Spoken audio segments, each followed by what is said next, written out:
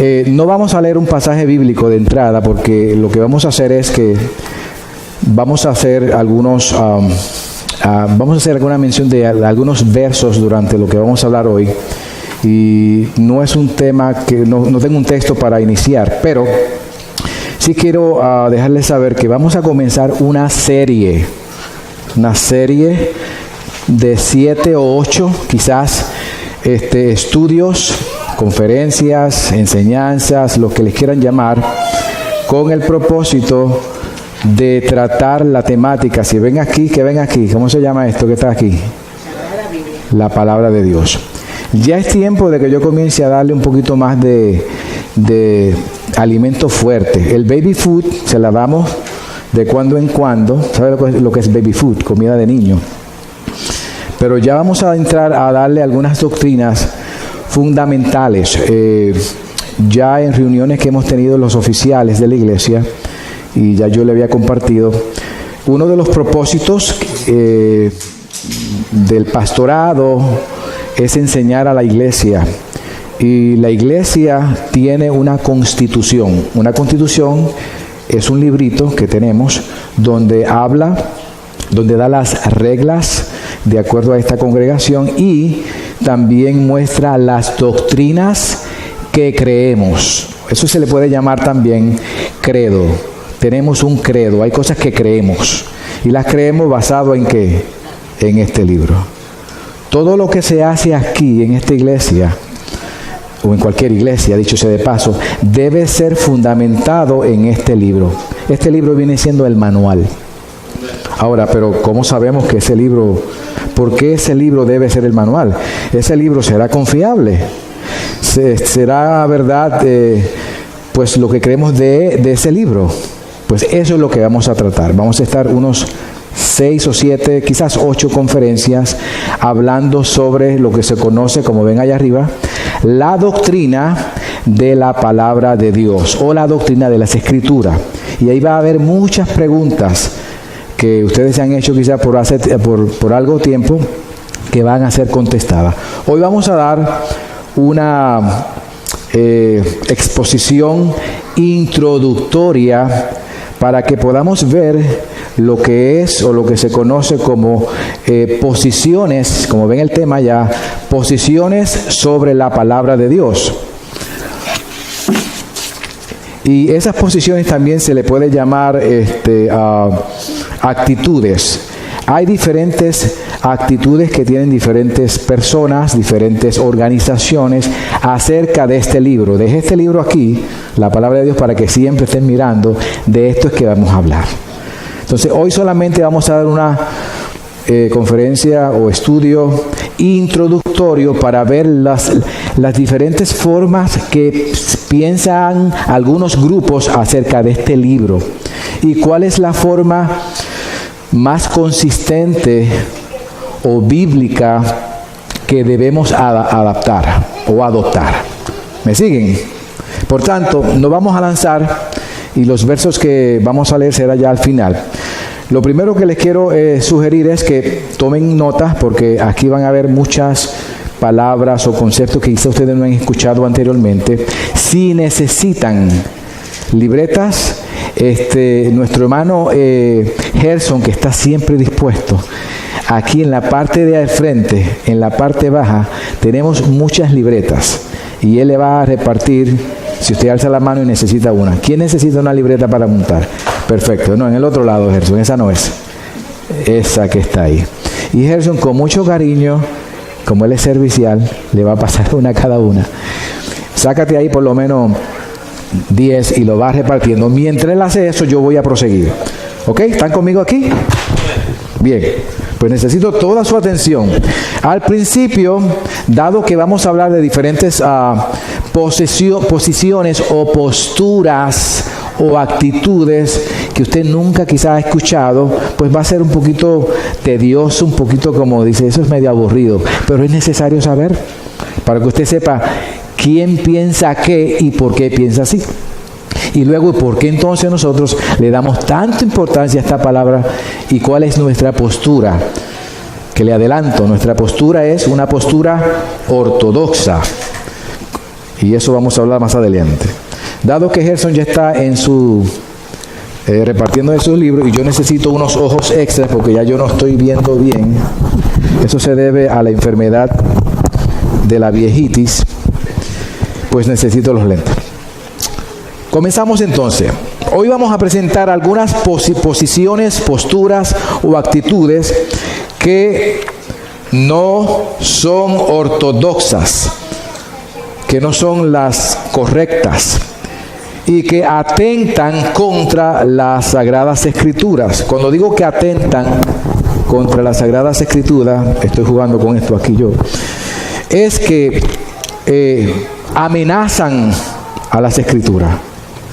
Y entonces, entre estas posturas, seguiré yo jugando con este asunto, está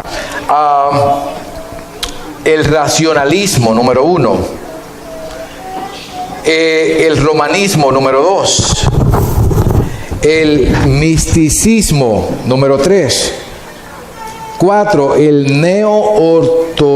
la neo-ortodoxia, 5, sectas. No se preocupen que lo vamos a ir uno por uno. Y finalmente veremos la actitud o la posición ortodoxa, o sea, la posición o la postura correcta o más adecuada. Vuelvo y repito, estas posturas, las primeras 5 posturas que vamos a ver, o posiciones o actitudes que tienen algunas personas hacia la palabra de Dios, atentan contra las Sagradas Escrituras como suficiente. En otras palabras, no ven a la palabra de Dios como que es suficiente. La ven como que carece de algo. ¿Ok? Entonces, veamos entonces la primera posición o actitud del racionalismo. Le voy a ayudar y voy a ponerle ahí esa palabra, ¿la ven? ¿Qué dice? El racionalismo. Vamos a hablar por lo menos aquí 10 minutos acerca de esto. La posición o actitud del racionalismo, ¿qué es? Y de acuerdo al Diccionario de Apologética y Filosofía de la Religión, da la siguiente definición. El racionalista tiene la convicción de que la razón es la que proporciona el camino mejor. La razón es la que proporciona el camino mejor según el racionalismo. O incluso es el único camino hacia la verdad según los racionalistas. Eso es lo que ellos creen. En una forma externa, ellos creen lo siguiente, o dicen lo siguiente: niega la posibilidad de cualquier revelación externa. Ellos no creen que Dios se reveló de alguna manera externa. Eso dicen ellos, no. Aquí está todo, en la razón. Entonces, el racionalismo es parte de lo que se conoce como liberalismo. Apunte ahí, racionalismo es parte del liberalismo. Que también el liberalismo es llamado modernismo. Sobre racionalismo, liberalismo y modernismo son prácticamente lo mismo. Y se ha infiltrado, y este es el problema, en las iglesias. Hay iglesias que el racionalismo es lo que está en vigor, lamentable y desgraciadamente. Entonces, ellos son libres pensadores que rechazan toda autoridad externa. Ni la iglesia ni la Biblia le pueden servir de guía, sino solo su propia razón. El Dios de ellos es la razón. La Biblia, Entonces, ellos excluyen a Dios de su razonamiento y convierten al ser humano en el centro del universo. ¿Quién es el Dios para ellos? El ser humano, la razón. Afirman que el ser humano tiene la capacidad para reformar al mundo por sí solo. Dios y Biblia, ¿qué va? Nosotros podemos cambiar a la gente y transformarla, nuestro entendimiento, nuestra razón. Ahora, hay otro lado de la moneda del racionalismo, que no es solamente la forma externa, sino que está la forma moderada. En su forma moderada, el racionalismo admite la posibilidad de la revelación divina que es la Biblia. En otras palabras, hay otro lado del racionalismo que dice, ¿sabe qué? Vamos a hacerle un poquito de caso a la Biblia. Yo creo que en algo nos puede servir. Sigue dominando la razón, pero hay cositas buenas ahí. Pero hay otros que son radicales. Eso no sirve para nada. Y eso de Dios, no, la mente, la razón. Entonces, en su forma moderada, el racionalismo admite la posibilidad de la revelación divina, la Biblia, pero siendo siempre la mente humana el árbitro, el que controla, el juez decisivo de la revelación bíblica. Ok, hay una revelación, pero ¿sabe qué? A última instancia, mi razón es la que predomina sobre lo que diga, y yo soy el que doy los criterios de ese libro. ¿Me siguen? Son un poquito más blanditos, pero siguen en las mismas. Estos son los que toman una posición intermedia, llamados a veces, escuche cómo se llaman esta forma moderada de racionalismo, se llaman o se le llama a veces cristianos liberales. ¿Han escuchado de eso? Ese es un cristiano liberal. Lamentablemente debo hacer una aclaración. Dentro del círculo pentecostal que no está bien educado en estas cosas, le llaman liberales a personas que, por ejemplo, las mujeres de las iglesias, si se arreglan, si se pintan, si se ponen pantalón, si el hombre se deja barba, que me la quité. ¿Vieron que me la quité? Me veo más joven, ¿verdad? Gracias. Y a eso dicen que, no, tú eres liberal, tú eres liberal. Eso es erróneo, eso es equivocado. Realmente el liberalismo tiene que ver con aquellos que, en este caso, que usan la razón y tienen en poco lo que es las verdades bíblicas fundamentales, que Cristo es Dios, que el Espíritu Santo es Dios, que sobre la iglesia y cosas así. Ahora, continúo. Me quedé que, llamados a veces cristianos liberales, porque aceptan la Biblia como un libro que presenta altos conceptos espirituales, pero no como una autoridad absoluta para la fe, sino que es una autoridad parcial. La uso en lo que me conviene, la uso en lo que no me conviene, pero no es absoluta. Son cristianos liberales, que realmente no son cristianos. Entonces, estos llamados cristianos liberales, racionalistas, aunque no quieren abandonar la Biblia, confían más en la llamada ciencia que en la palabra inspirada de Dios. Esta filosofía humanista de los liberales racionalistas hace que el punto principal sea ¿quién? El hombre. El hombre siempre es el centro del racionalismo.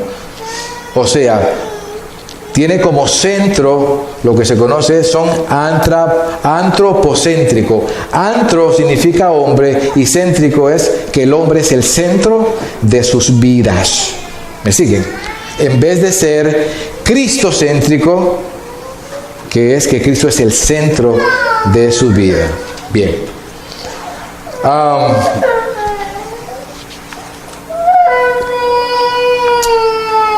Nota.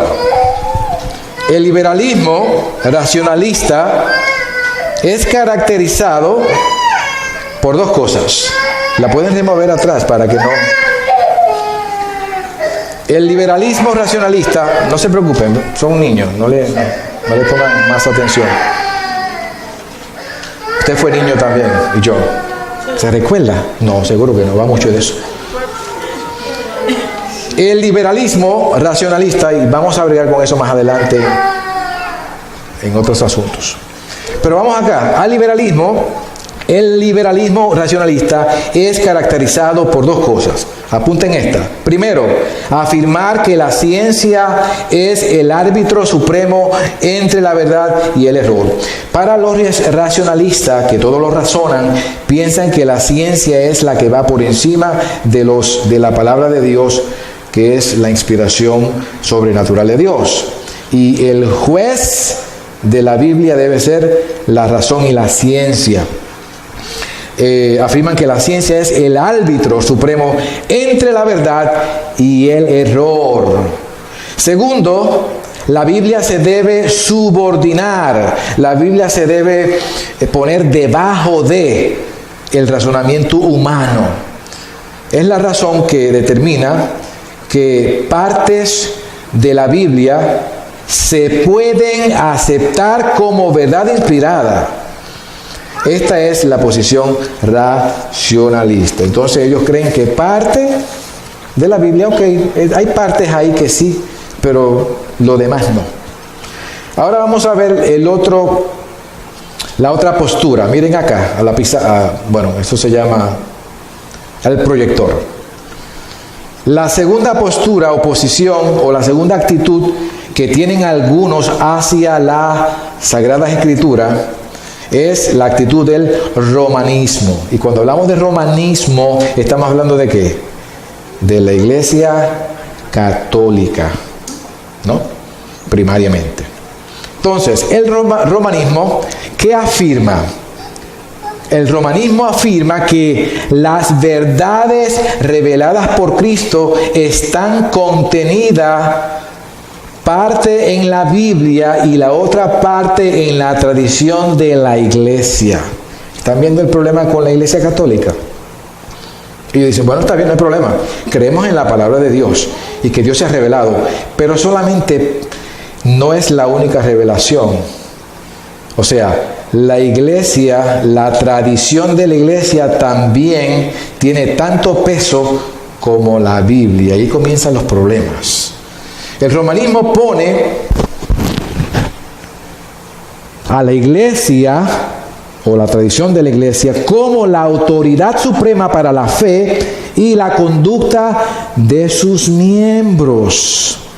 Donde hay conflicto entre la tradición de la Iglesia Católica, de la tradición eclesiástica de la Iglesia Romana y la Biblia, se acomoda la interpretación de la Biblia a las tradiciones de la Iglesia Católica Romana para que por lo menos no dé la impresión de contradecirlas. En otras palabras, hay enseñanzas que no están en la Biblia en absoluto.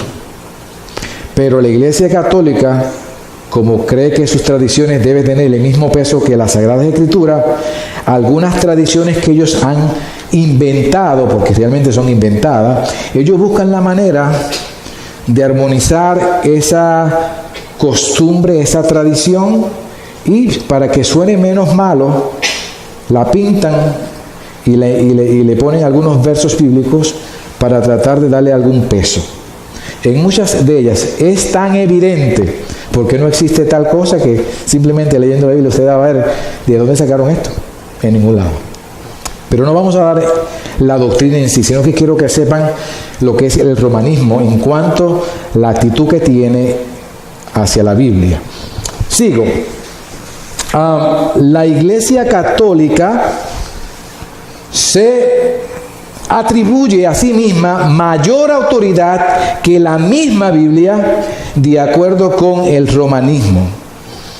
La Biblia está abierta, de acuerdo a Roma, a los romanistas o a los católicos, a final, y siempre hay la posibilidad de agregarle algo más que es igual a la autoridad de las Escrituras.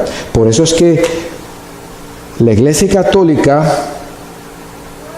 lo que son los papas, pueden decir alguna cosa en algún momento, y para la Iglesia Católica lo que dice ese papa es como si hablara Dios. ¿Me están escuchando? O sea, lo que dice ese hombre mortal, pecador, igual que tú y yo, es como si hablara Dios mismo. Mira lo que dice. Es por esta creencia de que la tradición es igual en autoridad a la Escritura que la teología católica romana enseña que cuando el Papa habla es cátedra. Eso es un término que ellos usan. Cuando un Papa habla es cátedra, como un pastor maestro de todos los cristianos, él lo hace con suprema autoridad apostólica y es infalible. Infalible es que no falla.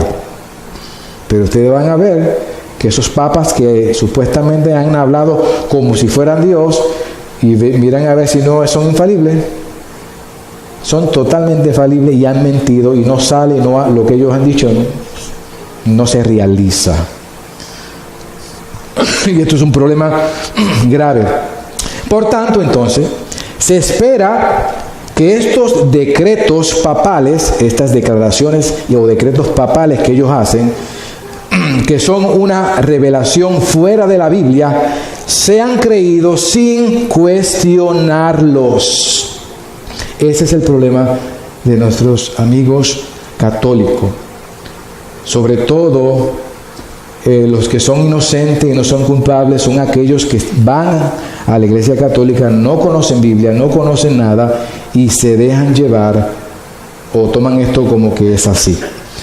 Entonces, ya concluyendo este punto, el romanismo ve la Biblia como el producto de la tradición oral de la Iglesia y no ve a la Biblia como que es el único canal de la revelación divina. Por lo tanto, la Biblia no es por sí sola la autoridad decisiva para el romanismo. Esta es la posición romanista. Vamos a ver la tercera postura. Esta postura que vamos a ver ahora es un poquito complicada porque parece dar a entender como que sí, pero luego como que no. Y esta postura que se llama la neo-ortodoxia, neo significa nuevo y ortodoxia significa pues lo que es correcto, lo que es lo que se acepta como correcto. Entonces, la postura neo-ortodoxia fue traída o se originó mayormente en Karl Barth. Él fue un tremendo escritor en el siglo XX, muy reconocido. Y él trajo lo que se conoce la neo-ortodoxia. Vamos a ver de qué se trata. La neo-ortodoxia afirma que la Biblia es el instrumento, escuche, la Biblia para ellos es el instrumento a través del cual Dios habla al hombre. ¿Estamos bien? Hasta ahí estamos bien. Pero contiene mucho que es humano y que es erróneo. O sea, la Biblia tiene errores. La Biblia, según esta postura neo-ortodoxia, o también se llama, otro nombre para neo-ortodoxia, también se le conoce como bartiana, porque sale de Karl Barth. La posición bartiana o neo-ortodoxia dice o cree que la Biblia en sí, escuche esto porque es un poquito complicado, la Biblia en sí no es una revelación infalible. La Biblia no es una revelación infalible, realmente es falible de acuerdo a ello. O sea, falible es que falla, infalible que es que no falla. La Biblia es tan solo el registro de una serie de experiencias religiosas. O sea, la Biblia es experiencias religiosas, pero contiene muchas inexactitudes históricas, contradicciones, errores y etcétera. Eso es lo que creen ellos. Karl Barth enseñó que la palabra de la Biblia llega a ser palabras de Dios para nosotros conforme las encontramos o las vamos leyendo o nos vamos identificando. Pero no tiene autoridad absoluta, la Biblia, sino autoridad instrumental. Ve, como que dice que sí, pero como que dice que no. Acepta la Biblia en parte, pero la acepta como defectuosa. Tiene autoridad instrumental porque sirve solo como un instrumento que es falible, como si fuera un libro de historia, que es falible, tiene sus errores, por el cual nos encontramos con Cristo y la palabra. En otras palabras, ellos piensan que la Biblia es una forma de revelar a Cristo, y eso lo podemos recibir, pero en la Biblia realmente no es palabra de Dios, sino que tiene deficiencias. Resumiendo este punto de la posición neo-ortodoxia o bartiana, la neortodoxia afirma que la Biblia contiene la palabra de Dios, pero la Biblia no es la palabra de Dios. Por tanto, simplemente la Biblia es un testimonio falible, que falla, de la revelación de Dios en su palabra. ¿Ustedes ven? Tiene verdades en lo que afirma, pero hay otros puntos que no. Vamos entonces a la cuarta postura, y los veo que se están gozando ahí. Espero que sí.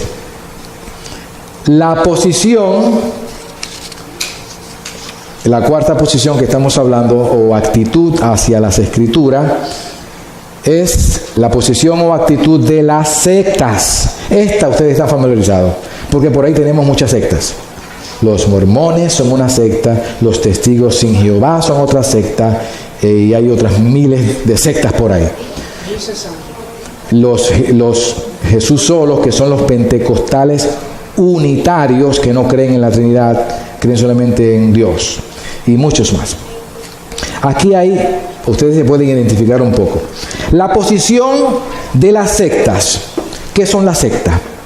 La palabra secta puede definirse desde una perspectiva teológica. Esa palabra hay dos formas de definirla.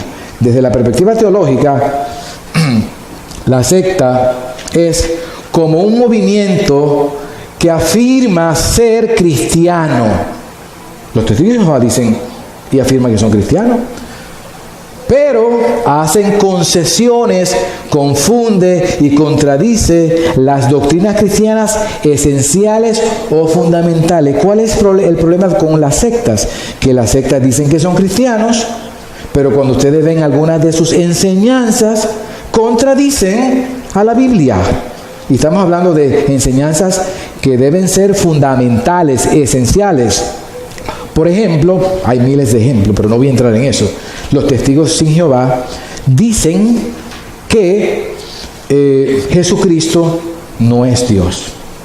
Ellos dicen que Jesucristo simplemente es un gran profeta, un gran maestro, pero que Jesucristo no es Dios. ¿Ve? Ya hay un problema grande. Porque está en una doctrina, eso no es negociable. Las iglesias pueden negociar en algunas doctrinas que son secundarias.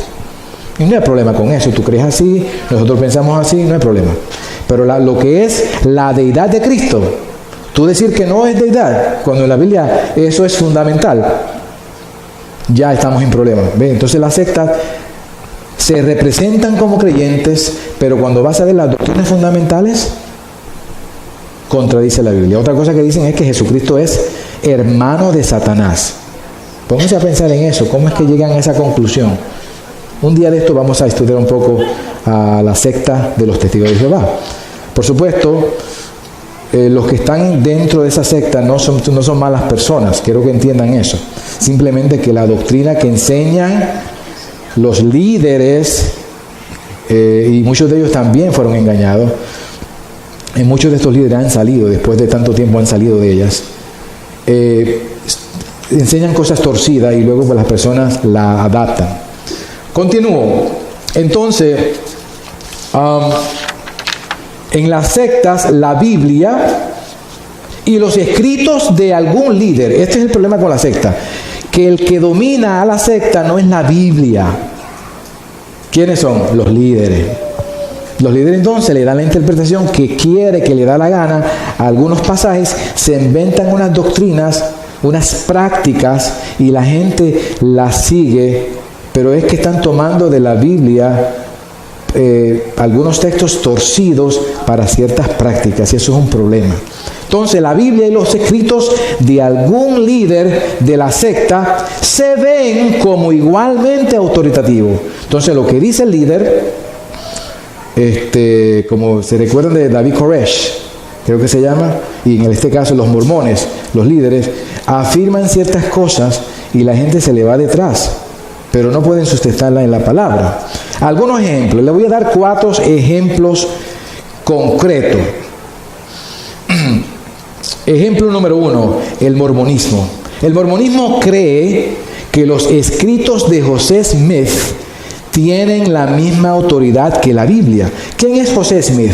José Smith fue el que se inventó la secta de los mormones y tuvo sueños y revelaciones y cosas así.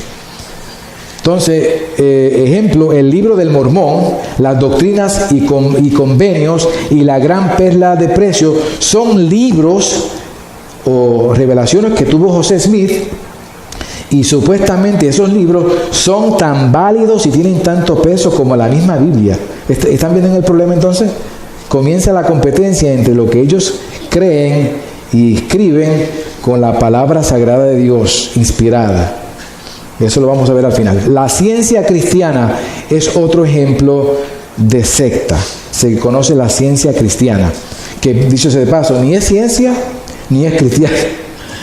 Y la ciencia cristiana cree que los escritos de Mary Baker Eddy, esto fue una mujer, dice que los escritos de ella tienen la misma autoridad que la Biblia. Ejemplo de los libros que han escrito. El periódico de la ciencia cristiana, que ellos pueden ir a Manhattan o cualquier lugar y lo van a ver y lo colectan. Esas revistas y esos escritos, ellos dicen que tienen el mismo valor que como si Dios mismo hubiera hablado.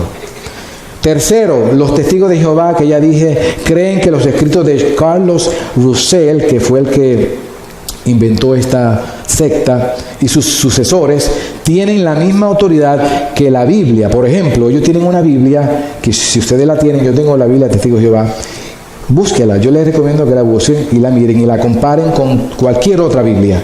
Y van a ver cómo está cambiada a propósito todo lo que tiene que ver con el Espíritu Santo, lo que tiene que ver con Cristo y otras cosas. Aún así, si nosotros sabemos manejar bien, hay textos que todavía con su propia Biblia cambiada a propósito, podemos mostrarle algunas de las verdades bíblicas. Entonces, los testigos de Jehová, con su Biblia, que es la traducción de la Biblia Nuevo Mundo, y también la revista Atalaya, lo toman como que esos escritos de esos líderes tienen el mismo peso que la palabra de Dios. Último, y esta va a doler, los neopentecostales. Los neopentecostales son prácticamente una secta, o se conducen como una secta. Los neopentecostales son el neopentecostalismo, que ya hemos hablado aquí bastante. Los neopentecostales han creído que sus nuevas revelaciones, esa gente que se la pasa, que yo tengo una revelación de Dios, que recibí una nueva revelación, piensan que tienen sus nuevas revelaciones la misma autoridad que la Biblia. ¿Quieren nombres? Pues le voy a dar algunos. Kenneth Hagin, que es el papá de los neopentecostales. Kenneth Copeland, Miles Monroe, Maurice Cerulo, Benny Hinn, Cleof O'Dollar. Cleof O'Dollar vive cerca de casa, es vecino mío, o sea, no vive. Él va a pastorear en su jet, que le costó millones, los domingos ahí en Grand Concourse y Fordham Road, ahí donde está el teatro, él va. Y yo he ido ya 3 veces a ver lo que se mueve. Y eso es dinero y dinero y dinero. Ahora, mientras yo estoy predicando, yo no veo a nadie que pase y pone, ni en el devocional. Allá es todo el tiempo, porque ya lo acostumbraron así. Por supuesto, tiene un jet que mantener, no un carro, un jet. Y tiene mansiones, ya usted sabe. Bueno, pues está Paula White, Joel Osteen, que es muy famoso por la televisión, Cass Luna, Guillermo Maldonado y muchos más otros neopentecostales creen que sus revelaciones tienen la misma autoridad que la Biblia. O sea, vamos a tomar sus revelaciones, las escribimos en un papel y las ponemos a la Biblia porque supuestamente es Dios hablando también. Ahora, esto es en cuanto a las sectas. Ya estamos acabando, nos queda más que una hora, no se preocupe. Número 5. La quinta postura o la quinta posición o actitud que vamos a ver ahora. Ya dije las sectas, ¿no? El misticismo. El misticismo. El misticismo es, escuchen esto también ustedes se van a relacionar un poco, sobre todo si usted es dominicano, si es boricua, si es de Latinoamérica, usted se va a identificar, porque recuérdese que nosotros venimos, parte de nuestra herencia son ¿qué? Los africanos. El africano negro está en mí, dentro de mí, aunque yo sea blanco yo. Los puertorriqueños es una mezcla de ¿qué? Españoles, indio, españoles y africano. Tremenda mezcla. Blanco, negro y entre medio. Ese es el puertorriqueño. Y básicamente también los dominicanos. ¿Qué pasa? De allá, los africanos trajeron de allá de África hacia acá, ¿qué? Sus misticismos, sus dioses, el espiritismo, toda esa cosa que todavía está. Mírese Haití, eso está lleno. Mírese Puerto Rico también, y hay muchos espiritistas, y en Latinoamérica eso es lo que reina. ¿De dónde viene esa línea? De África. ¿Entiende? Ese es el misticismo, gran misticismo. Y gran parte de ese misticismo se ha metido, está en toda Latinoamérica, y se ha metido en algunas iglesias también. Vamos a ver, el misticismo, ¿qué es? El misticismo es, tengo que darle más rápido, es el concepto de que es posible adquirir por medio de experiencia, apunte, la palabra clave aquí es experiencia. Lo que yo siento, yo siento un cosquilleo, yo siento una cosa, yo siento un espíritu. Bueno, ¿qué espíritu es? ¿De Dios, del diablo, de dónde? Ese sentir, esa experiencia es lo que maneja el misticismo. Entonces, es el concepto de que es posible adquirir por medio de experiencias un conocimiento de aquello que trasciende los límites de la razón. Yo no lo entiendo, pero yo siento unas sensaciones. Un espíritu me está hablando. ¿Me sigue? Y la percepción sensorial del ser humano. El misticismo o el místico, la persona que es mística sostiene que es posible adquirir conciencia de Dios o de la realidad más elevada por medio de ciertos tipos de experiencia. Si yo tengo esas experiencias, yo estoy más elevado, estoy más cerca a ese Dios. Y el problema, hermano, es que esta experiencia es abrirse a todo lo satánico, ¿yo? Y sabe que muchos de los muchachos, por estar indagando en lo que es la Wicca, de lo que es fenómenos paranormales y cosas así, el horóscopo y por ahí, esa es la puerta o la primera ventana que se abre para tratar de buscar cosas más místicas, desconocidas, sensaciones nuevas. Eso está muy involucrado y muy relacionado con las drogas. ¿Ven? Misticismo. No lo pueden explicar, solamente tienen una experiencia, lo siento. Ay, se siente bien. Bueno, te va a llevar bastante lejos eso. Continúo.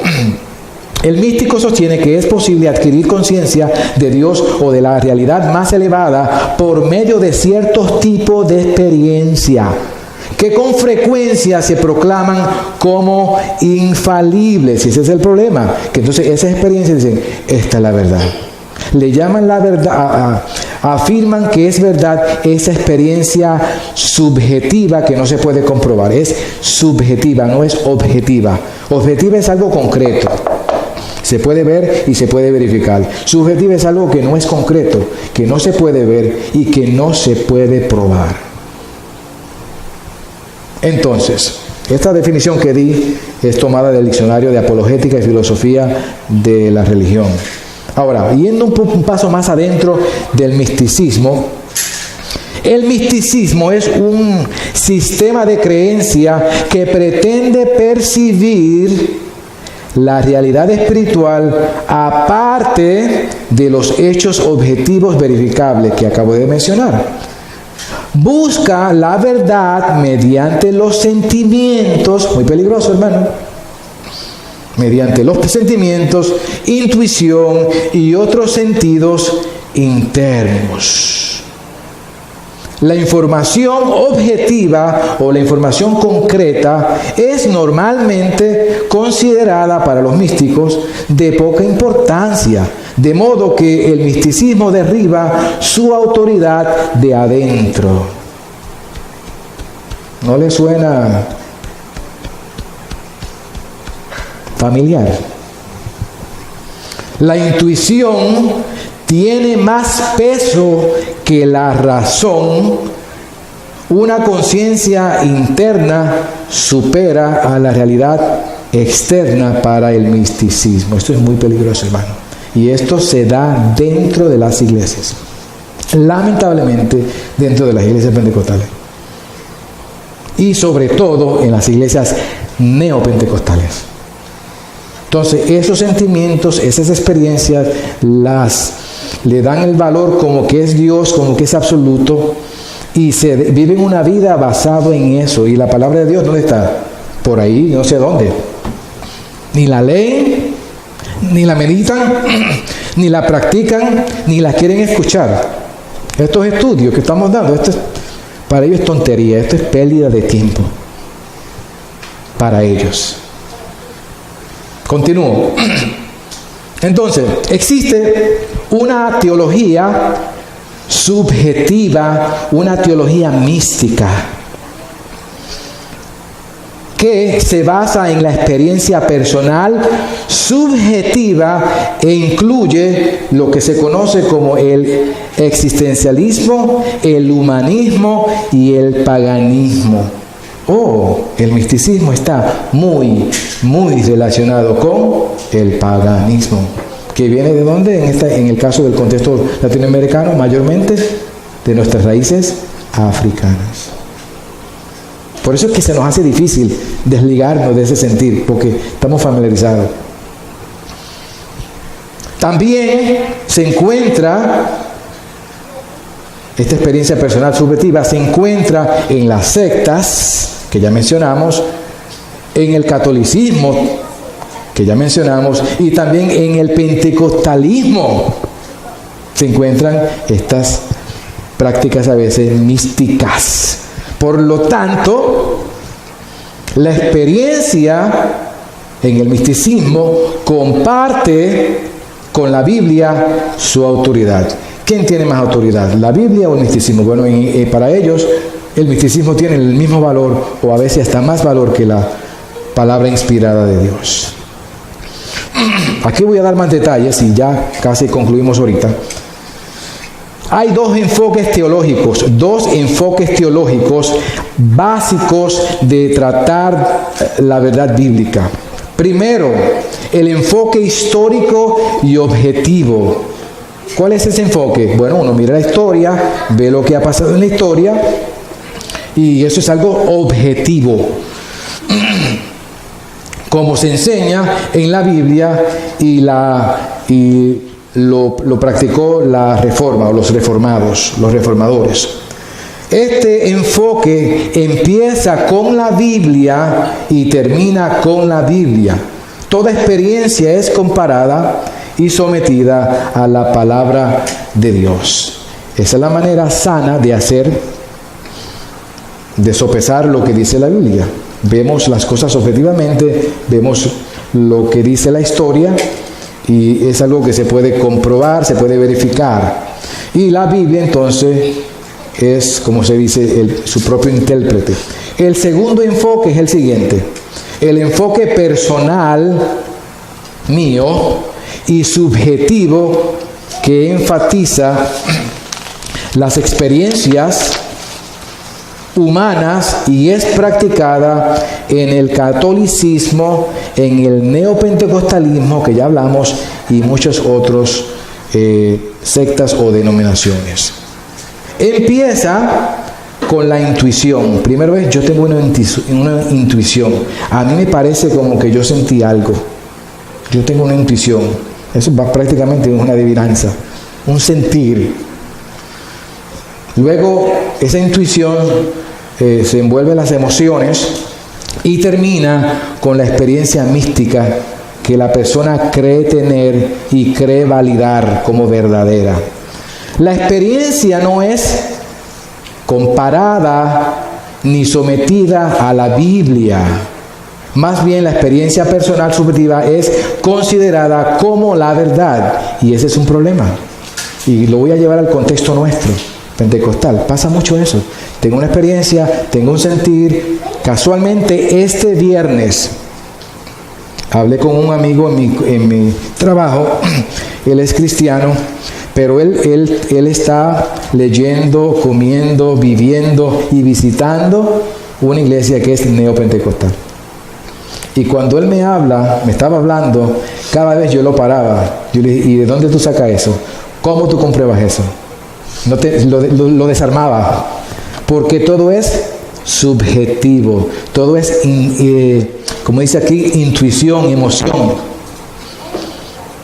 ¿Cómo tú comparas? Yo le decía: ¿cómo tú puedes saber que eso que tú sientes es de Dios? Ah, no, yo lo sentí. Pero eso, entonces, toma eso como una verdad. Eso no es una verdad. Tú tienes que comparar todo sentimiento, toda intuición, todo pensamiento que viene a tu mente ¿con qué? Con la palabra. Y si está en línea con la palabra de Dios, tú puedes verificar, es bíblico. Es lo que se enseñaba hoy. ¿De qué se enseñaba hoy en la escuela bíblica? De juzgar. Ve, ahí es un momento de juzgar si lo que usted siente es de Dios o no es de Dios. Hay tres cosas. Puede ser de Dios. Puede que no sea, que sea de tu persona, de tu sentir, de tus emociones, tuyo. Y puede ser que sea satánico.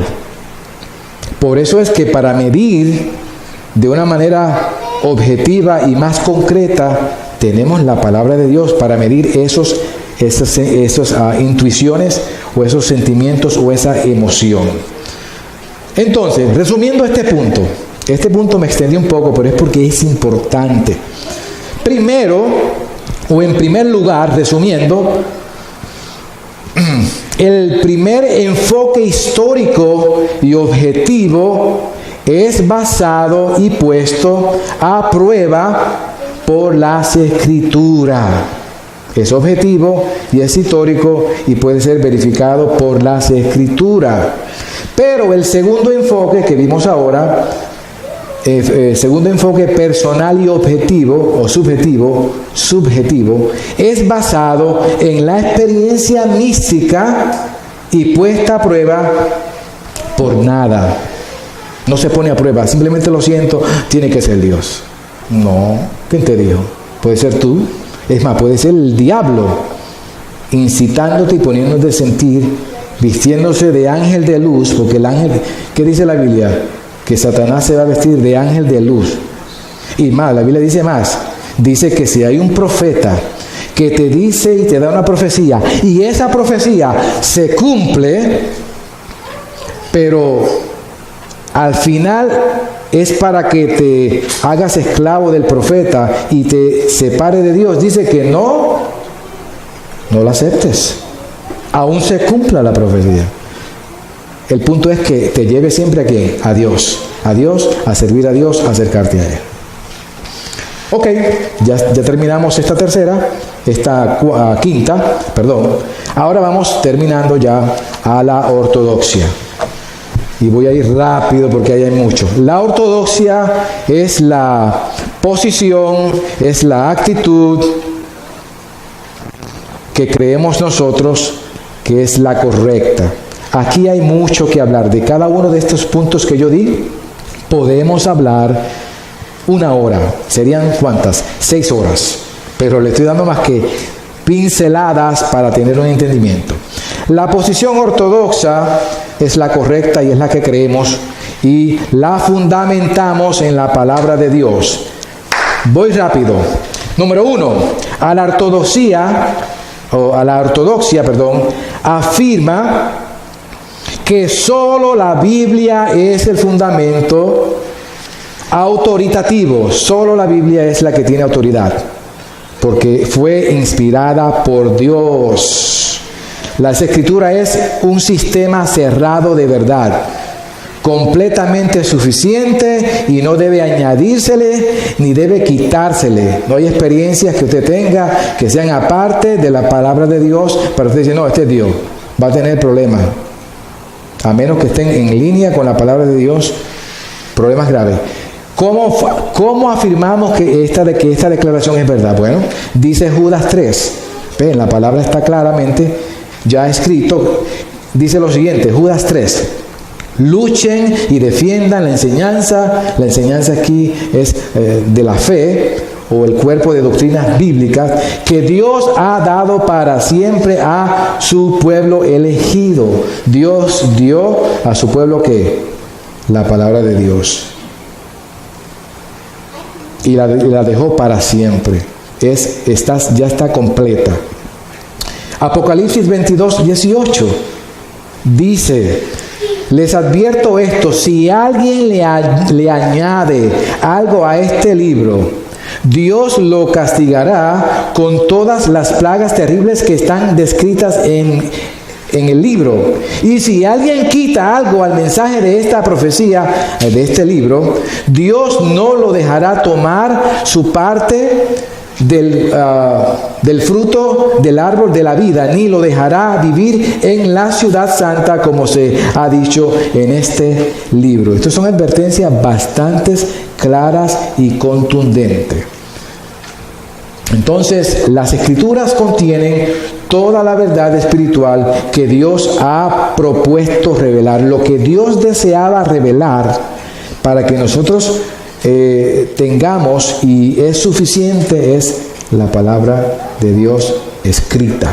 Número 2, la ortodoxia, debo decir, enseña que la Biblia es la revelación escrita de Dios al hombre. Es la revelación de Dios escrita al hombre. Aquí la tenemos. Por tanto, los 66 libros de la Biblia, dados por el Espíritu Santo, y aquí está un asunto interesante, constituye la palabra de Dios plenaria, plenamente, inspirada en todas sus partes por igual. 1 Corintios 2:7 en adelante. Y 2 de Pedro 1:20 dice claramente, 2 de Pedro 1:20 dice: deben saber que ninguna enseñanza de la Biblia se puede explicar como uno quiere. Ningún profeta habló por su propia cuenta. Oh, ¿y cómo habló? Viste, me salió lo dominicano ahí. Oye, fácil. Yo no soy dominicano, pero tengo muchos amigos. Ningún profeta habló por su propia cuenta. ¿Y cómo hablaron? Si no por su propia cuenta. Bueno, el texto dice, al contrario, todos ellos hablaron de parte de Dios. Escuche. Y fueron guiados por el Espíritu Santo. Entonces este libro no lo escribieron hombres meramente de acuerdo a su gusto y lo que ellos pensaban. Fue Dios que los levantó y los guió con su Espíritu Santo, que el Espíritu Santo es Dios, tercera persona de la Trinidad, para que escribieran lo que Él les revelaba. Esto no es un escrito humano, hermano. No es palabra de hombre, es palabra inspirada de Dios. Entonces, tercero, la ortodoxia enseña también que la palabra de Dios es una revelación objetiva y proposicional y verbalmente inspirada en cada palabra. Por eso nosotros buscamos las palabras en el original de estos escritos, porque tienen peso también. Cada palabra es palabra de Dios. Las frases y las enseñanzas, los capítulos, todo. La Biblia dice en 2 Timoteo 3:16, voy rápido. 2 de Timoteo 3:16 dice que toda escritura, ¿cuánta escritura? Parte, mitad, un cuarto, toda. Toda escritura es que inspirada, es soplada por Dios. O sea, absolutamente inerrante en los documentos originales, infalible y exhalada o soplada por Dios. Eso es lo que tenemos aquí. No es el papel, no son las letras, esto es hecho por hombre. Es el contenido. ¿Me sigue? Entonces, la ortodoxia, número 4, enseña que la Biblia es la única norma de fe y práctica por la cual debemos vivir. Dios creó al mundo entero y dentro de ese mundo creó a quien, al ser humano, y dentro de eso dio la palabra de Dios para que, como un manual, para que el hombre y la mujer que Él creó viva como Él quiere, de acuerdo a sus enseñanzas. Entonces, 2 de Timoteo 3:16,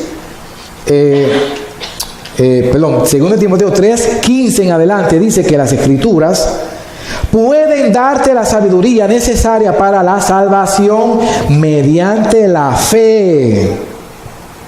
Lea la Biblia le imparte fe y usted entonces va a responder. La fe viene por el oír ¿qué? La palabra. Dice, toda la Escritura es inspirada por Dios y la Escritura es útil ¿para qué? Para enseñar, para reprender, para corregir y para instruir en la justicia. ¿A fin de qué? ¿Con qué propósito? ¿Con qué meta? Dice el verso, a fin de que el siervo de Dios, el que es creyente, esté enteramente capacitado para practicar toda buena obra. ¿Usted quiere practicar buena obra? ¿Quiere estar capacitado para eso? Mira, aquí tiene. Lea, medite y practique. Y entonces vivirá de acuerdo a la voluntad de Dios. Y le irá mucho mejor. Estamos entonces en el quinto de la ortodoxia. La ortodoxia enseña que Dios habló en su palabra escrita mediante un proceso. Y ese proceso fue doble. Dios no hizo como en el tiempo cuando le pasó a Moisés. ¿Se recuerdan la tabla? Los 10 mandamientos. Que Dios lo que hizo fue que la tabla o las piedras, Dios mismo escribió, ¿no? No. Dios no escribió la Biblia así solo. O sea, te cayó un rayo, ¡pum! Y salieron 66 libros, ¡pum! No, Dios no hizo así. Dios hubo una cooperación, usó al ser humano para que escribiera, pero lo que él escribió fue de parte de Dios. Entonces, mediante un proceso doble de autores. ¿Cuáles son este proceso doble de autores? ¿Quiénes son? El Espíritu Santo y los profetas y el hombre que Dios usó. El Espíritu Santo guió de tal manera a los autores humanos que a través de sus personalidades individuales compusieron y escribieron la palabra de Dios para el hombre sin errores. Sin errores en el todo o en la parte. Eso lo vamos a estudiar más adelante, que se conoce como la inerrancia. Pero ahora no. Segunda de Pedro 1:21 lo afirma. Mire lo que dice. Segunda de Pedro 1:21 dice que la Escritura no ha tenido su origen en la voluntad humana, ya lo mencionamos. Eso no nació de un hombre que le dio el deseo de escribir un libro. Dicho sea de paso, la Biblia está escrita por ¿cuánto? Aproximadamente 40 autores. ¿Y sabe qué es extraño? Que esos 40 autores que vivieron en diferentes sitios, en diferentes países, de diferentes niveles, ricos y pobres, están de acuerdo. Hoy día no se puede, ni con mi esposa estoy de acuerdo yo. Debiendo ¿cuánto? 28 años. Hay discrepancia, pero usted sabe lo que son todos esos autores de diferentes lugares. ¿Por qué? Porque el que habló fue Dios y usó a esta gente, estos profetas, para que escribieran la palabra de Dios. Repito el texto. No, la Escritura no ha tenido su origen en la voluntad humana, sino que los profetas hablaron de parte de Dios, impulsados por el Espíritu Santo. Concluimos. Vamos a ver acá. Rápido. Ninguna de estas posiciones o actitudes mencionadas le dan a las Sagradas Escrituras la autoridad que merece. Ninguna le da a la palabra de Dios la autoridad que merece. Vamos a leer. Miren allá la pantalla. Conclusión. Primero, el racionalismo ve la razón humana por encima de la palabra de Dios escrita. Problema. El romanismo ve la tradición de la iglesia igual o por encima de la palabra de Dios escrita. Eso no es así. La neo-ortodoxia ve la palabra de Dios con errores y falible. Problema. Las sectas ve a los escritos de sus líderes igual o por encima de la palabra de Dios escrita. No es así. El misticismo ve a la experiencia con la misma autoridad que la palabra de Dios escrita. Eso no es así. Por último, sexta y la correcta es la ortodoxia. Afirma que solo la palabra de Dios escrita es el fundamento autoritativo, completo y suficiente. Vamos